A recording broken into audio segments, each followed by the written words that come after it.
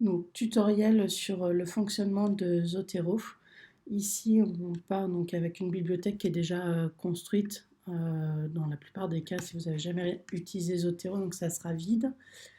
Donc là, Zotero, on ouvre le micro-logiciel. Pour moi, il se trouve ici. On double-clique dessus, on l'ouvre. La deuxième chose à faire, c'est s'ouvrir les pages internet.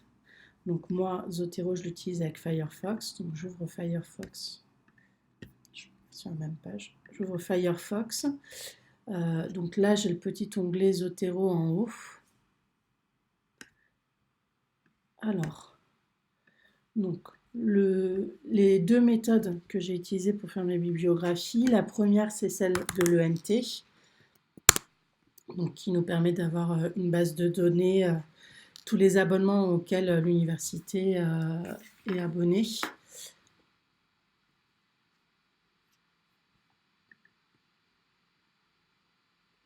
Donc là, c'est vos numéros de connexion fac.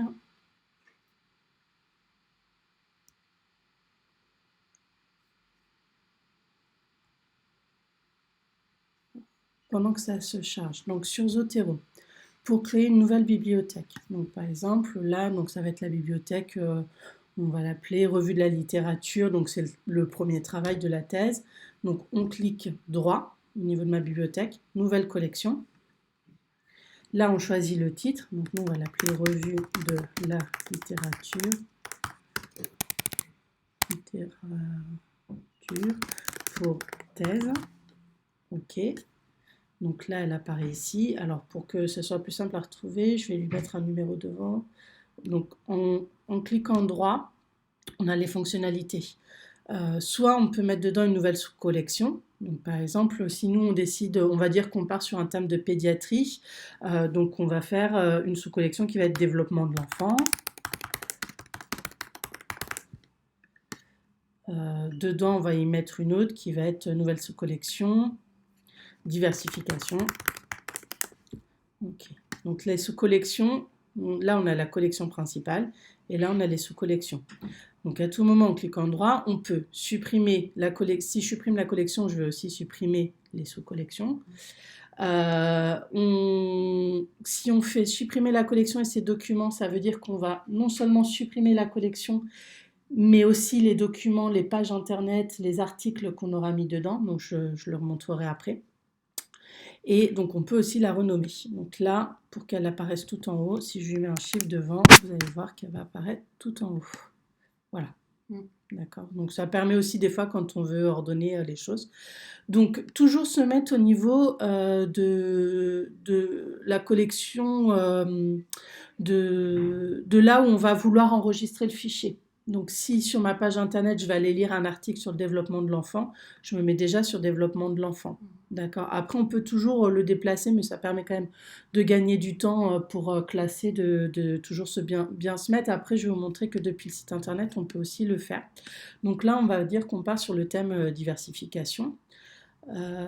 Donc, une fois qu'on a fait ça, on revient ici. Donc là, il faut que j'accède à la bibliothèque. Donc, bibliothèque BU.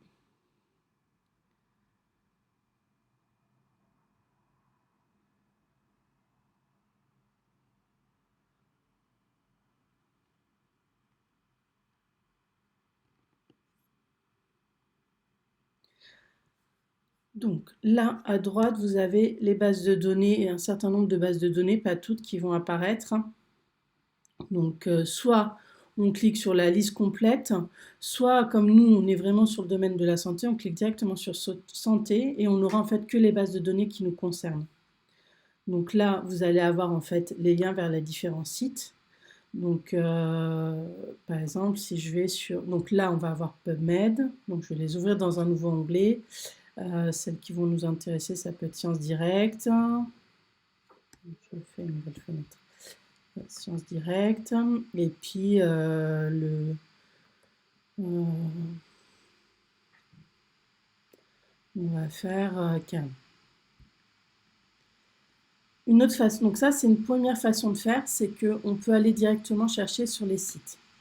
Moi, ce que j'aime bien sur le NT, c'est qu'en fait, on peut aussi faire notre recherche là-haut.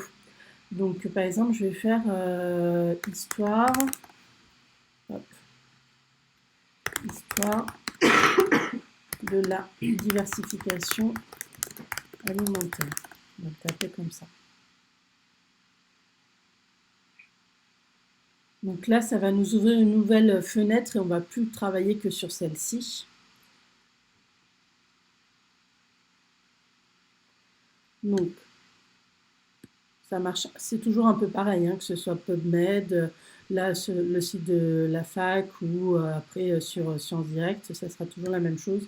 Là, on peut se mettre des filtres. Alors, c'est pas forcément celui-là que je voulais. Alors, je vais juste m'aider un petit peu pour trouver facilement ce que je veux.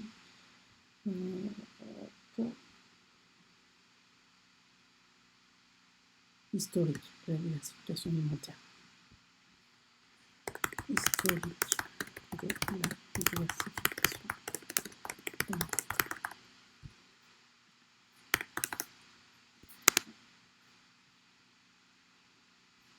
Ça, on s'en fiche. Donc voilà, là j'ai mon article, donc je clique dessus.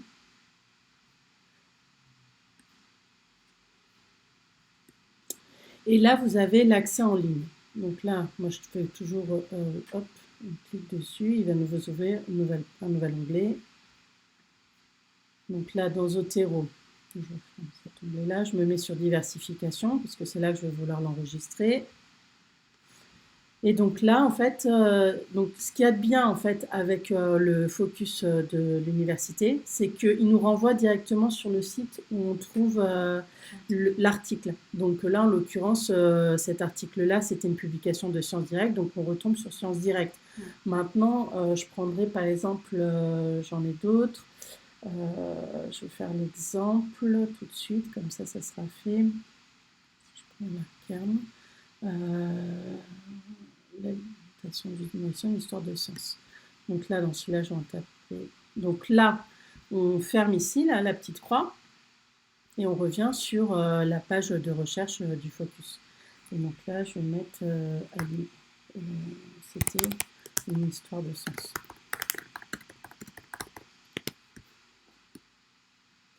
Comme ça qui s'appelle une histoire de sens. L'alimentation voilà, l'alimentation. Donc là, pareil, je clique dessus. Il m'ouvre ça, je fais l'accès en ligne. Et là, normalement, puisque c'est sur Kern qui est disponible, on va voir qu'au lieu d'ouvrir sur Elsevier, il ouvre sur Kern.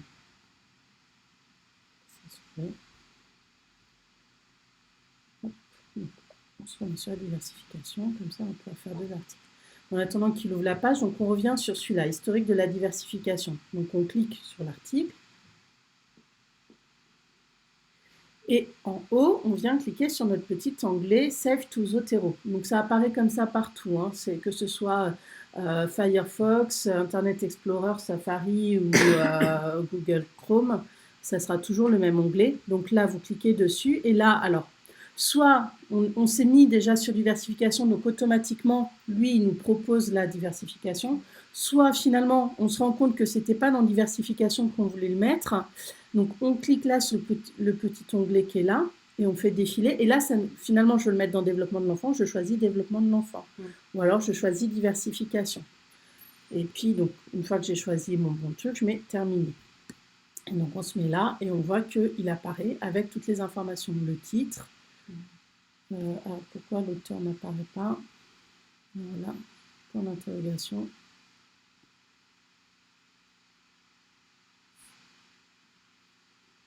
Pourquoi il n'a pas voulu mettre l'auteur? En principe, l'auteur apparaît. Bon, on va faire le deuxième. Donc là, on voit que là, ce coup-ci, il l'a ouvert dans Kern, vu que c'est là qu'il est disponible. Donc dans Kern, quand on clique sur Kern, on arrive directement en fait sur l'article. D'accord? Là, on voit en haut, et c'est pour ça que c'est bien de passer au départ par l'ENT. Je vous montrerai comment ça se passe quand on ne passe pas par l'ENT. C'est quand on passe par l'ENT qu'on fait le lien, il nous reconnaît en fait comme Bib Université Saint-Quentin-en-Yvelines. Donc, il reconnaît qu'on a l'abonnement. Donc, en fait, on a accès à l'article et on peut le télécharger. D'accord. Si on le fait, en fait, si on vient taper Kern au départ, donc, je ferme cette page et que j'ouvre Kern tout simplement, et que je cherche l'article, si c'est un article qui est payant, je n'y aurai pas accès. Parce qu'en fait, en haut, on ne va pas voir cette différence-là, ETNA, BIB, UVSQ. Donc, d'où l'intérêt de passer par l'ENT avant. C'est pareil pour PubMed. Vous voyez, là, on voit UVSQ Lib. Et c'est pareil pour Sciences Directes. Là, on voit UVSQ. Alors que si vous ne passez pas par l'ENT et que vous passez directement par le site Internet, vous n'aurez pas cette reconnaissance. Donc, il y a un certain nombre d'articles que vous n'aurez pas en lecture. Alors après, je vais vous montrer comment on fait pour obtenir un article pas disponible. Donc celui-là, on s'en fiche. Donc on était sur celui-là. Donc c'est toujours le même principe. Je viens faire mon petit Save to Zotero. Là, il me le propose en diversification, donc c'est bon. Je clique et je fais terminer. Et là, il me l'a mis. Donc là, par contre, il s'est bien mis. Alors, je ne sais pas pourquoi l'autre, il n'a pas bien mis, il n'a pas mis le titre, mais c'est pas grave. Je vais vous montrer après comment on fait. Donc là, on voit qu'il n'a pas récupéré le PDF. Là, par contre, on voit qu'il a récupéré l'article. D'ailleurs, si je double-clique dessus, je vais avoir l'article complet. Il s'est automatiquement téléchargé. Donc ça, c'est vraiment variable d'une base de données à l'autre. Globalement, avec Elsevier, il y en a quand même beaucoup qui ne se téléchargent pas automatiquement. Bon, ce texte-là, full text PDF, il ne me plaît pas trop. J'aimerais qu'il prenne le même nom en fait que la référence. Donc je viens cliquer droit et je lui dis renommer le fichier à partir des métadonnées du parent. Et donc là, il va me mettre le nom de l'auteur, la date et le nom de l'article. D'accord ? Donc, les informations qui doivent apparaître. Donc là, c'est le type de document, le titre, les noms des auteurs, les volumes, le numéro, les pages, l'année. Alors, c'est pareil, encore une fois, en fonction des sites internet, il y en aura où ça sera une date complète, il y en a où ça sera le mois, l'année. Vancouver, c'est l'année. Donc, moi, je sais que pour ma thèse, je suis venue nettoyer toute ma base pour, vous voyez, mettre que les années et j'ai supprimé les mois quand il y avait les mois, les dates complètes quand il y avait les dates complètes, parce que dans la lecture de la thèse, il faut quand même que ce soit uniforme. Donc, le plus simple, parce que moi, je l'ai fait à la fin, là, par exemple, on le voit, historique de la diversification, c'est pas, enfin, c'est sur un format année, mois, jour. Donc, le plus simple, c'est quand même au fur et à mesure, quand on vérifie comment ça s'est inscrit, de le modifier. Et là, il suffit juste de venir en fait sur les onglets et de taper ce qu'on veut dedans. D'accord ? Pareil, l'autre truc, c'est que quand vous allez mettre Vancouver, s'il y a quelque chose d'écrit dans l'URL, automatiquement, ça apparaîtra après dans votre bibliographie sur votre fichier Word. Donc moi, je conseille dès maintenant alors, de se garder l'URL, c'est important parce que si on veut y accéder, mais dans ce cas-là, on le prend, on le copie, enfin on le coupe, donc CTRL X, et on se le met dans Extra, parce que ce qu'il y a dans Extra, en fait, ça peut être nos notes et ça apparaîtra pas, d'accord ? N'apparaîtront pas, en fait, au format Vancouver, tout ce qui va être dans le résumé, tout ce qui va être dans Extra et dans Autorisation. Tout ça, c'est des informations et pareil, date d'ajout, modifiez-le, ça n'apparaîtra pas. Par contre, si vous laissez consulter, ça va apparaître. D'accord ? Donc là, c'est un article. En gros, l'idée en fait d'une référence bibliographique, c'est qu'il faut qu'il y ait des informations pour que les lecteurs puissent aller rechercher eux-mêmes l'article s'ils veulent le lire. Donc, pour un article de revue, à partir du moment où vous mettez le titre de la revue, donc on l'a là c'est la psychiatrie de l'enfant, que vous mettez le nom de l'article, le nom des auteurs, la date, avec ça, ça suffit. D'accord ? Après, pour que ce soit complet en Vancouver, il faut quand même qu'il y ait le volume, à quelle page ça se trouve, puis volume, numéro, ça va ensemble. D'accord ? Après, du coup, la date de consultation, on s'en fiche, et l'URL, on s'en fiche, parce qu'ils peuvent aussi aller le chercher, ils ne sont pas obligés d'aller le chercher sur Cannes, ils peuvent le retrouver ailleurs. D'accord ? On verra que si on passe en fait, donc là je vais vous montrer parce que je ne vais pas le faire pour tous, mais on peut aussi se mettre directement des sites internet, des pages de blog par exemple, directement. Alors je vais en trouver, où est-ce que j'en ai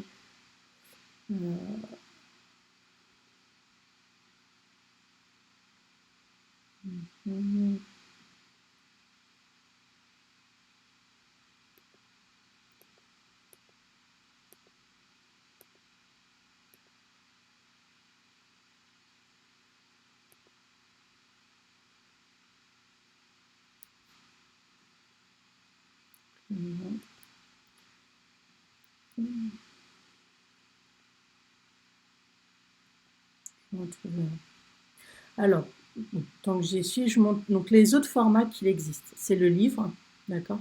Donc en fait, globalement, on peut aussi tout simplement se créer un nous-mêmes manuellement, c'est-à-dire qu'on a lu un livre, on emprunte un livre à la bibliothèque, on peut se créer, donc là on choisit livre, et puis on va marquer nous-mêmes, remplir nous-mêmes. Donc c'est ce que j'ai fait en fait pour... bon là je mets le document à la corbeille puisque je ne vais pas le refaire, mais c'est ce que j'ai fait là en fait, c'est que c'est moi qui manuellement ai rentré le nom du titre, le nom de l'auteur, l'année d'édition, toutes ces informations là vous les trouvez, hein, vous faites sur Amazon, donc là par exemple c'était bébé mange tout seul, bébé mange tout seul, hop, voilà,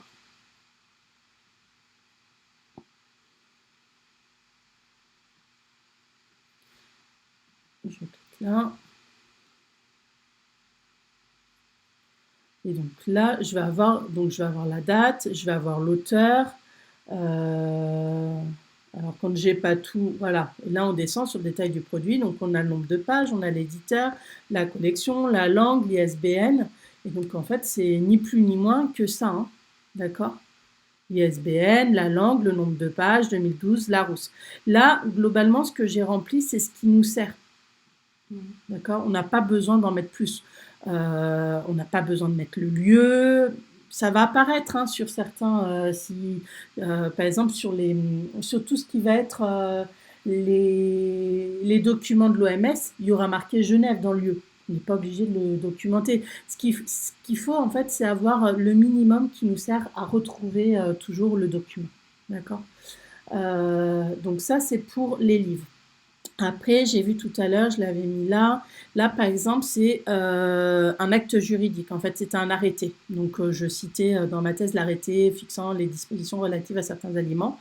Bon, ben voilà. Là, en fait, on vient choisir. Donc, après, c'est à vous, hein, de venir faire un petit peu le tour. Mais on choisit ce qui se rapproche, d'accord? Globalement, ce qui va servir dans une thèse, ça peut être les arrêtés, ça peut être, je me remets là, les arrêtés. Alors, celui qu'on choisit, c'est toujours article de revue. D'accord. Ça peut éventuellement être un billet de blog. Je pense que moi, j'ai dû en avoir, puisqu'à un moment donné, je faisais une référence comment c'était cité sur les réseaux sociaux.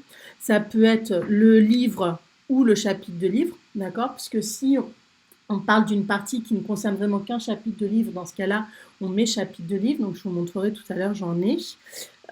Ça peut être donc le livre, on a dit, et puis après, donc ça peut être la page web, et c'est là où la page web, par contre, il faut laisser l'URL remplie et marquer aussi le consulter à quelle date, d'accord? Parce qu'une page URL, en fait, une page web, ça bouge dans le temps.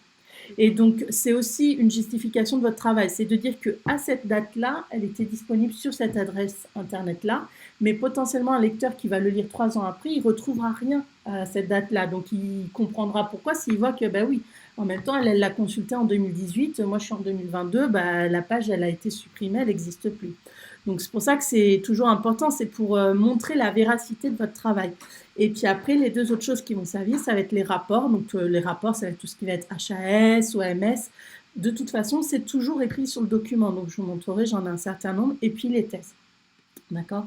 Donc là, si je continue à regarder, donc là, par exemple, c'est celui-là, c'est un chapitre de livre. Donc là, j'ai le titre du livre. Mais là, j'ai juste le chapitre. Et donc, chapitre de livre, on met de quelle page à quelle page c'était. D'accord? Là, celui-là, ça va être un rapport. Donc, si on l'ouvre, en fait, donc bon, c'est de toute façon, comme je vous l'ai dit, hein, c'est souvent la HAS. Donc, globalement, tous les documents de la HAS, on les étiquette comme rapport. Celui-là, c'est pas le plus flagrant, c'est pas écrit, mais celui-là, je suis sur 2 revues de la littérature, donc c'est pas franc. Mais par exemple, je vais me mettre sur l'OMS. L'OMS, je les ai où là. Donc là, l'OMS, quand on se met dessus, on va voir. Non. Bon. Voilà. Hop. Souvent, c'est écrit en petit. Bon, après, enfin, globalement, vous étiquetez rapport, tout ce qui est en fait organisation gouvernementale. D'accord. Hop, on va pas sauver. Donc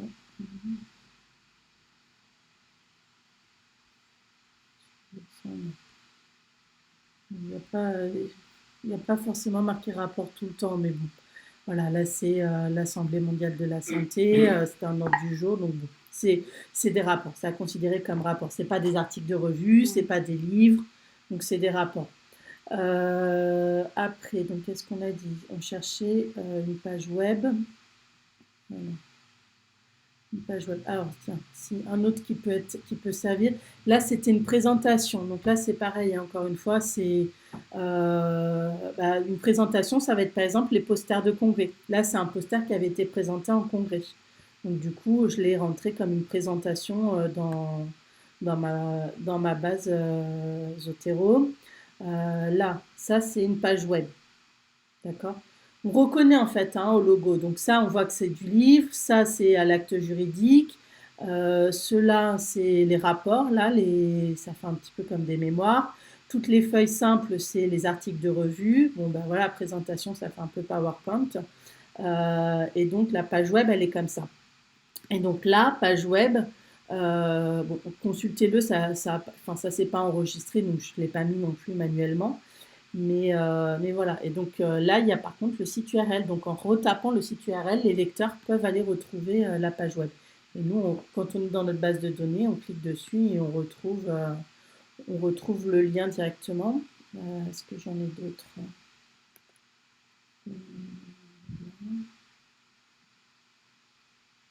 Je vais rappeler.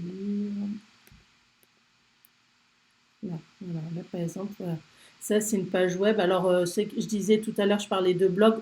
Globalement, on met page web pour tout. Hein, parce que j'aurais pu le mettre comme billet de blog. Mais de toute façon, en termes d'information, ça n'a pas changé grand-chose. Il y aura toujours cette URL. Il y aura la date donc, qui apparaît. C'est la date à laquelle on a été sur le site.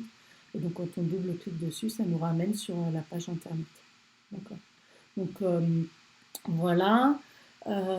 Qu'est-ce qu'il y a d'autre à voir? Donc, là, on en était à nos articles. On en a qui se sont téléchargés, donc ce qui était le cas de l'alimentation du nourrisson, et celui-là ne s'est pas téléchargé. Je vous montrerai un truc après pour les livres.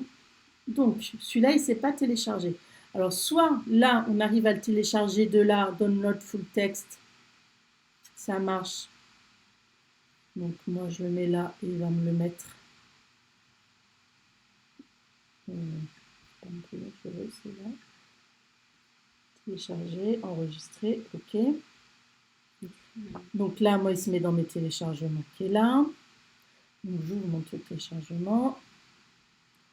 Donc le nom, c'est toujours pourri, hein, comment ça se met. Donc je me remets Zotero là. Et là, en fait, je glisse. Donc je prends, donc c'est le dernier. Hein. Ça sera toujours des noms un petit peu comme ça. Hein. Et puis je le fais glisser tout simplement. Voilà. Donc là, il ne s'est pas mis dans le dossier, c'est pas grave. Je le glisse dedans après coup. Et puis pareil, toujours pour s'y retrouver, je renomme le fichier.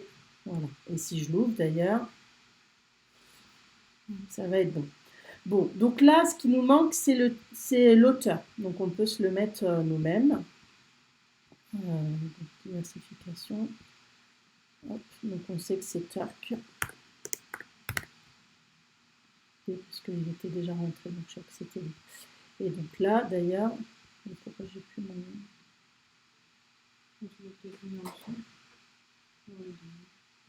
Non, non. Voilà, c'est pas grave, je ne l'ai pas supprimé encore, je vais le voir. Donc le supprimer sans faire gaffe. Et donc là, donc renommer. Oh, on peut se faire.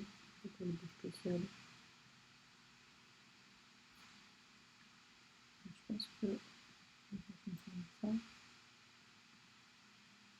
Bon, c'est pas grave, je vais arrêter de batailler, je vais en profiter pour vous montrer une autre façon de faire.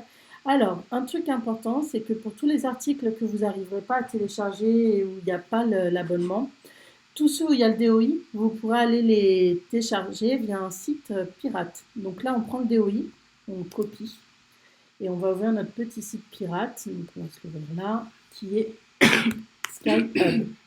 Donc il change régulièrement, en fait là c'est un .tw, mais un jour il changera peut-être et ça redeviendra point quelque chose, parce que forcément ça ne plaît pas aux auteurs qu'on puisse comme ça récupérer tous leurs articles. Donc là on arrive là, et donc on tape, donc ça marche aussi PMID, c'est ce qu'on va avoir sur PubMed, d'accord. Donc là je tape mon DOI, c'est celui qui fonctionne quand même le mieux, hein, tous les coups. Globalement, tous les DOI, il les trouve. Et donc là, il m'a trouvé mon article. Donc, il me demande juste, en fait, de montrer que je ne suis pas... donc, c'est un site russe ou je ne sais plus quoi. Donc, c'est d'où l'écriture. Bon, on s'y retrouve. Et donc là, hop, save. Je l'enregistre. Voilà. Alors, par contre, ce qu'il y a de sympa avec SkyHub, vous allez le voir tout de suite, c'est que déjà, c'est un des seuls où quand l'article se télécharge, il a un nom qui correspond un peu plus. Et si je le mets, si après je le fais coulisser dans mon Zotero, je vais me faire mentir, il ne va pas le faire. Voilà, ça y est, il l'a fait. En fait, il fait d'abord cliquer, il fait d'abord sortir le PDF et automatiquement, il crée une collection. Alors, je vais vous remontrer en fait. Donc là, je retire le document de la collection. Ok. Je retire celui-là pour que ce soit plus visible et je le fais. Donc là, je reprends mon PDF, je le mets là.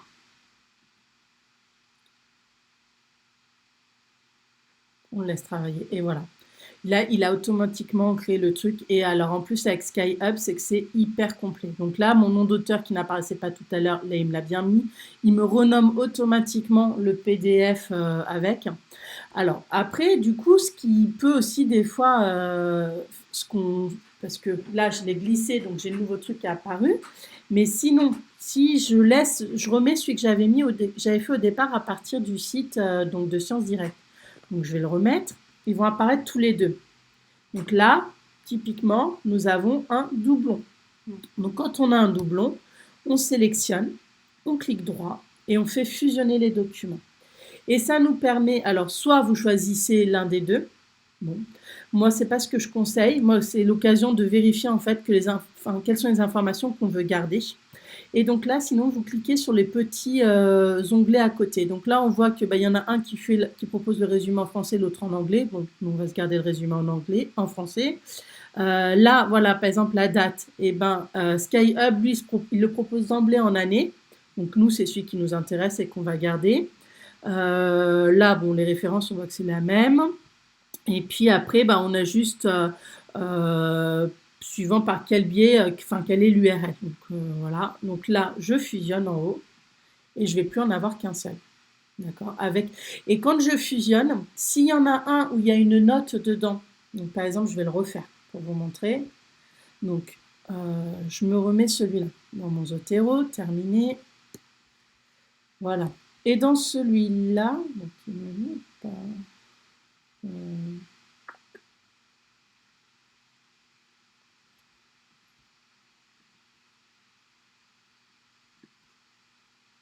peut-être qu'il ne va pas vouloir le faire comme j'ai déjà fait le double. Bon, c'est pas grave. Hop, on va mettre le document à la corbeille. En fait, je ne le mets pas à la corbeille puisque j'ai peur que ça me supprime celui que j'ai ailleurs. Mais, donc, je le retire juste, il n'apparaît plus. Donc là, hop, on se le refait. Terminé. Donc là, il apparaît bien. Je me prends celui de SkyHub, qui va aussi bien apparaître. Voilà, donc on voit que celui de SkyHub, il y a le PDF. Celui-là, il n'y a pas le PDF. Celui-là, il l'a mis automatiquement. Et là, par exemple, je vais faire ajouter une note. D'accord? Donc une note, par exemple, je vais mettre article sur histoire, diversification, utile, car allez. Voilà. Bon, je vais faire mon truc, ça s'enregistre automatiquement. Hein. Donc là, soit je reclique dessus, soit je l'ai juste là, puis je peux modifier dedans, voilà, par exemple. Bon, maintenant je reprends mon truc. Je fusionne. Donc là, je choisis ce qui m'intéresse en termes de date, on est bon, hop, fusionner. Et donc là, en fait, on voit bien, ils avaient chacun un PDF, les 2 PDF ont été gardés et la note a été gardée. Donc en fait, les seules pertes de données, elles vont se faire en fait au niveau des informations. Il va garder que la moitié des informations, celles qu'on a choisi de garder en fait. Et donc là, j'en reviens à mon URL, je ne le veux pas là parce que je ne veux pas que ça apparaisse. Et mon consultez-le, je le supprime. D'accord? Donc ça, c'était le premier. Globalement, on a peu fait le tour. La dernière chose que je voulais vous montrer, c'est que un autre truc qui est sympa sur le focus, c'est que par exemple, là, voilà, j'ai un livre. Je m'en fiche, je prends n'importe quel livre. En fait, si vous prenez un livre qui est donc que l'onglet de recherche du focus va vous trouver, plutôt que de créer vous manuellement, comme je vous ai montré sur Zotero tout à l'heure, en fait, vous pouvez venir chercher. Et là, en fait, vous avez un truc qui s'appelle Export BibTeX. BibTeX, en fait, c'est le format Zotero. Donc, je fais ça. Je le télécharge.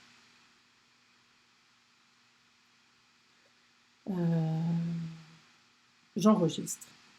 Voilà. Donc Zotero, je suis toujours dans la diversification, ça me va bien. Et donc là, je double-clique dessus. Voulez-vous importer? OK. Et là, il m'a créé, avec toutes les informations, le livre, le titre, l'auteur, l'édition. Donc là, par exemple, on voit le lieu Paris. Alors quand il y a le lieu, vous embêtez pas à le supprimer. Ce que je voulais dire tout à l'heure, c'est que c'est pas la peine de s'embêter à l'ajouter manuellement, s'il y est. Là, globalement, en fait, ce qui est bien avec le focus, c'est que tout est fait de façon à ce que ça respecte les normes Vancouver. D'accord?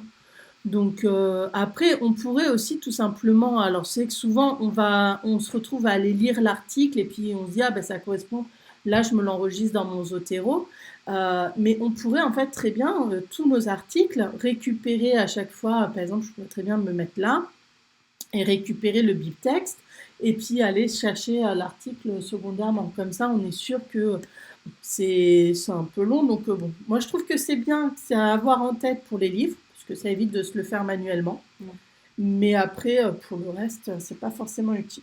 Donc je pense que pour Zotero, on a fait à peu près le tour. Oui, donc après, par exemple, ça, celui-là, je trouve qu'il parle aussi du développement de l'enfant. Je le fais coulisser et en fait, il sera aussi dans le développement de l'enfant. D'accord? Là, en fait, il n'y a rien dedans parce que je les ai tous mis d'emblée dans la sous-collection. Donc, c'est normal qu'ils n'apparaissent pas, ils apparaissent que dans les sous-collections. Maintenant, finalement, je trouve qu'il n'a pas lieu d'être là. Donc, c'est là où je vais vous montrer. Si je fais retirer le document de la collection, OK, il ne sera pas supprimé ici, il sera toujours présent. D'accord? Alors, je le reprends, je le remets à coulisser là. Donc, il est là. Par contre, si je fais mettre le document à la corbeille, OK, et bien, il a disparu de partout. Après, c'est toujours pareil, c'est comme sur un ordinateur, on a une petite corbeille. D'accord? Donc, après, il suffit juste de retrouver. Alors, l'autre petit truc quand même pratique, c'est que là, on peut choisir ce qu'on met à afficher. Donc, on clique là sur le petit onglet et on met, si on veut faire apparaître le type de document, si on veut faire apparaître la publication. Bon, globalement, ce qui nous sert pour naviguer, c'est le titre, l'auteur, la date et la date d'ajout. Date d'ajout, en fait, ça nous sert parce que justement, là, comment je fais pour aller retrouver au milieu de tout ça celui que je viens de supprimer? Je me mets en date d'ajout et là, c'est ceux que j'ai modifiés aujourd'hui. Donc, je le vois là. Hop, restaurer vers la bibliothèque. Et donc, il va réapparaître partout où il était. D'accord? Donc, il y a toujours un retour en arrière possible. Après, l'autre chose, on travaille des fois en binôme ou on veut envoyer parce que nous, quand on va faire notre fichier Word, on va avoir en fait toutes nos références bibliographiques, mais notre directeur de thèse, il les aura pas. Donc, si on veut lui permettre d'avoir les articles, donc un truc simple à faire, c'est de se mettre donc sur notre dossier, on clique droit et on fait exporter la collection. Donc ça va être au format BibText. OK. On lui donne un nom. Donc là, on fait revue Chloé. Donc sur le bureau, save. Voilà. Et donc, si je me mets sur mon bureau, toujours pareil que je me mets pour retrouver. Il l'a mis là-dedans. Voilà, revue Chloé. Et en fait, ça apparaît. Donc là, il y a tout. Donc après, pour pouvoir, soit on le donne tel quel sur une clé USB, soit on se le compresse pour pouvoir l'envoyer par mail, d'accord. Et globalement, en fait, quand nous on le reçoit, ce fichier-là, il nous suffit de venir cliquer là-dessus et tout va se remettre, d'accord. Il faut surtout tout joindre, hein, parce qu'en fait, dans les files, ce que vous allez avoir, c'est les informations et normalement, voilà, vous voyez, il y a même les PDF sont dedans, donc les PDF vont suivre. Les PDF, les notes, tous les fichiers attachés vont suivre. Donc il ne faut pas juste envoyer ce fichier Bib, il faut envoyer en fait tout le dossier qui a été créé. Voilà.